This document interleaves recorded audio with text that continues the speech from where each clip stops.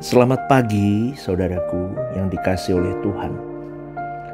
Ketika kita menghadap Allah, kita meminta ampun atas suatu dosa atau kesalahan. Seharusnya fokus kita bukan lagi kepada kesalahan itu yang kita pandang sebagai sebuah kesalahan, tetapi kita melihat perasaan Allah. Dengan apa yang sudah kita lakukan dalam kesalahan itu, kita bukan memandang kesalahan itu, tetapi kita memandang bagaimana perasaan Allah. Seperti seorang anak yang sudah melakukan kesalahan, ketika dia harus bertanggung jawab dengan kelakuannya itu di depan orang tuanya. Yang menjadi pertimbangan kita apa sebagai anak? Coba saudaraku, pasti kan perasaan orang tua kita kan. Anak itu sudah melukai perasaan orang tuanya. Jadi ini gambaran. Jadi ketika kita mempersoalkan dan menangani masalah dosa dalam diri kita, hal itu bukan hanya masalah yang ada di pihak kita, melainkan kita harus mulai pikirkan bagaimana perasaan Allah yang terlukai karena kita melakukan dosa. Sampai ketika kita akan melakukan suatu kesalahan, kita urungkan karena kita gentar dan gemetar, dan aku tidak mau melukai perasaan Bapakku lagi. Itu kedewasaan. Itu integritas seseorang, saudaraku. Itu nggak bisa dijabarkan dengan kalimat, tapi Anda bisa memahami itu kalau spiritualitas Anda asah tiap saat. Itu tinggi levelnya. Karena banyak manusia masih belum memikirkan sampai seperti itu. Karena dia hidup hanya untuk dirinya sendiri kan. Nah, maka dari itu, kalau Anda berjuang begitu terus ya, kita bisa terhindar dari satu kelemahan atau kesalahan yang sering kita lakukan lagi. Karena ada suara dalam hati ini, aduh, aku tepat gak ya di hadapan Allah? Aku masih benar gak ya di hadapan Allah? Itu akan menjadi sebuah suara yang akan terus menggema dalam dirimu dan diriku kalau kita mau sampai di level-level seperti itu, saudaraku. Bukan berarti kita kehilangan damai sejahtera, enggak loh. Kita tetap di dalam damai sejahtera, tapi kita punya kewaspadaan dan kepekaan terhadap apa yang kita lakukan, yang sudah kita lakukan, yang akan kita lakukan. Kita nggak mau sembarangan, gitu, ya. Itu latihan harus terus dilatih sampai akhirnya kita menjadi cerdik. Cerdik ini bukan licik ya. Cerdik itu bukan licik, tapi cerdik seperti ular, tulus seperti merpati. Bagaimana aku harus menempatkan diri, nyenengin Tuhan nggak, melukai sesama nggak? Karena kalau aku melukai sesama, sama aja aku melukai Tuhan. Jadi kita mulai mengerti, saudaraku, sampai di satu titik kebusukan manusia lama kita yang senang dipuji, senang disanjung, suka menyakiti orang lain, mencari keuntungan, menikam orang, apapun lah, itu akan kita kurangi. Kita kurangi step by step, bertahap, karena kita mau memiliki kesucian hidup. Dan itulah perjuangan kita tiap hari, saudaraku.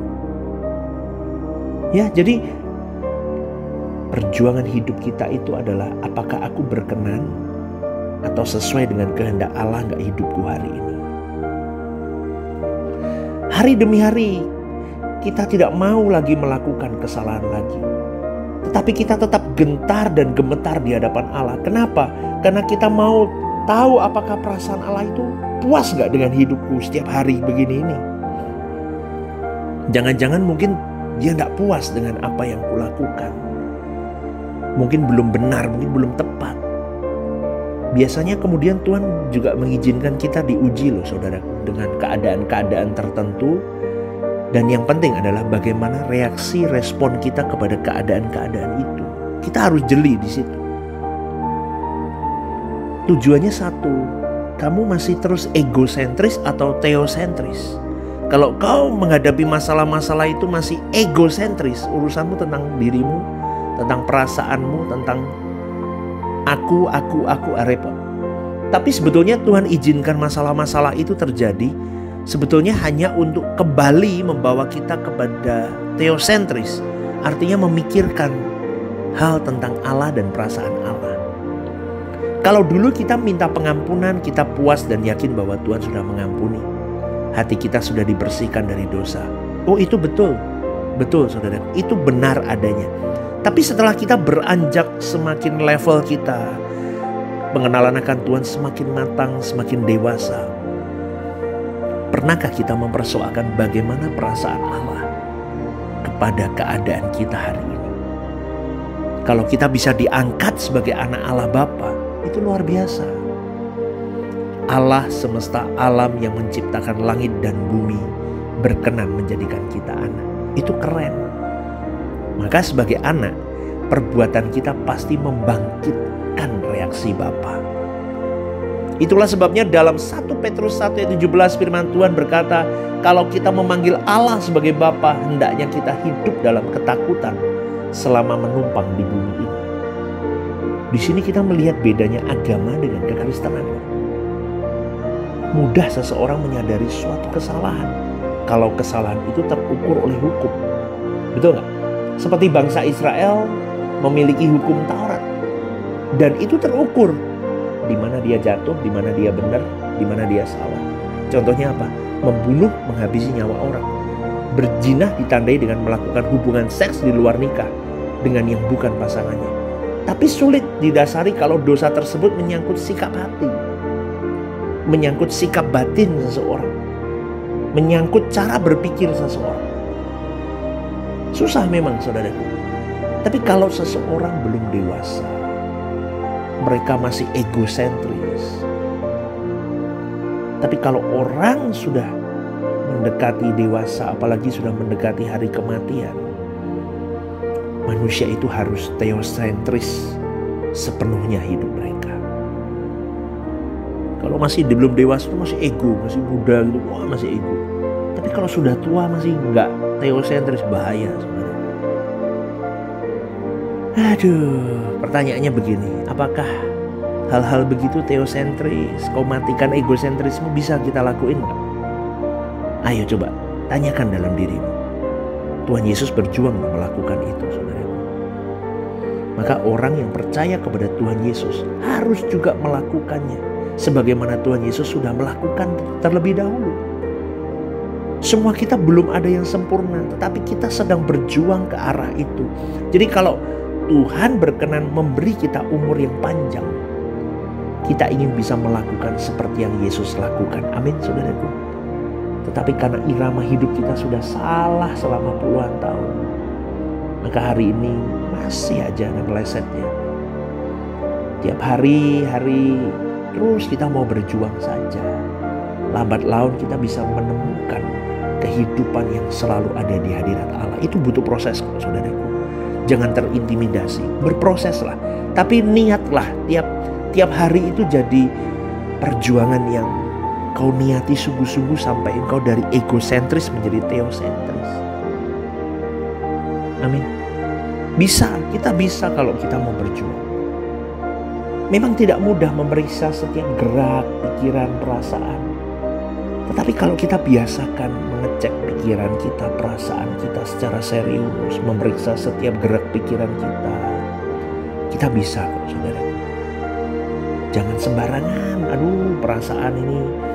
Hati-hati, saudaraku. Kadang orang memanjakan perasaan, lupa memanjakan perasaan Tuhan. Ya, maka hal ini harus dimulai dengan membiasakan diri, memeriksa diri di hadapan Tuhan. Sejak dini, bandingkan hidup kita kepada Tuhan Yesus, bukan kepada manusia lain. Kalau kepada manusia lain kita bisa berkata, aku lebih baik dari dia. Tapi kalau kita membandingkan diri kita dengan pribadi Tuhan Yesus, Tuhan kita yang mulia, kita bisa tahu di mana titik lemah-lemah kita, saudaraku. Amin, saudaraku. Kalau orang sudah terlanjur berumur bertahun-tahun tidak bisa memeriksa diri, maka ada tempat-tempat gelap dalam dirinya yang tidak dapat dia sadari, saudaraku. Sampai tahap dia mengeraskan hati. Sampai tahap dia tidak tahu kalau dia tidak tahu. Sampai pada akhirnya dia diliciki dirinya sendiri. Orang-orang begini bisa berbicara soal kerendahan hati, tapi dianya sombong. Dia bisa berbicara kasih, tapi dianya tidak penuh kasih. Dia bisa menegur orang lain, dia bisa mengingatkan orang lain, padahal yang diucapkan itu perbuatannya sendiri. Sampai dia tidak sadar bahwa itu adalah kelakuannya. Itu banyak loh orang begitu. Kalau firman Tuhan mengingatkan orang-orang model begini, wah dia merasa ini firman ini nyerang aku. Bukan, firman ini mengubah seharusnya. Kalau kita punya kerendahan hati, kita mau membuka diri, kita disadarkan sebetulnya dengan kebenaran itu bahwa oh itu aku. Ternyata ada manusia lamaku yang menyelinap di balik-balik puing-puing yang sudah kuhancurkan itu. Manusia lamaku itu. Hati-hati saudaraku. Saya sendiri pun berjuang terus saya memeriksa. Ada gak yang menyelinap masih? Karena seringkali kita tidak menyadari hal itu. Maka pada kesempatan pagi hari ini, berjuanglah sungguh-sungguh saudaraku. Bawa diri kita tidak egosentris. Jangan tentang dirimu hidup ini, tapi tentang Tuhan. Tuhan, Tuhan, dan Tuhan saja. Amin saudaraku. Selamat pagi, selamat merenungkan dan melakukan firman. Tuhan memberkati.